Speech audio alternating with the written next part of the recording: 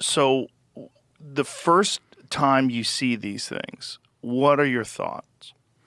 Yeah, the first time really was, well, what is this, right? It's not a UFO or something mysterious at this point. It's at what we're thinking at this point we see on the radar is just, well, our radar is broken, right?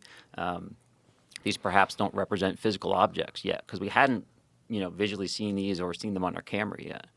And so, we kind of like, hey, what's going on here? Is anyone else seeing this kind of thing? But not really like investigating it, right? It's just kind of like, all right, there was stuff out there, but maybe next time we'll take a look.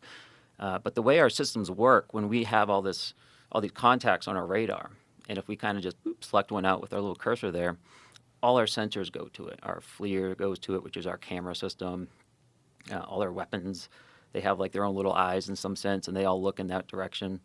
And so eventually, someone had one of these selected and flew close enough so that as they look at their FLIR system, their camera, they could see something that was at the spot represented on the radar, right? So there was something there. So they were seeing it visually with their own eyes? Not at this point, just on the FLIR system. The FLIR system. And so it's a regular camera and also an infrared camera. And so typically we'll roll around in infrared just because it returns a better image, typically. So yeah, it didn't look like an object they were seeing on the FLIR. It just looked like a source of IR energy in a sense, almost as if someone was shining a flashlight.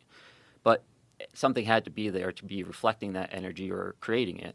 So at this point, to answer your question, now we're like, okay, this isn't just an error in our radar. This is perhaps, we're thinking this is real. We have to really respect this as like a safety hazard now.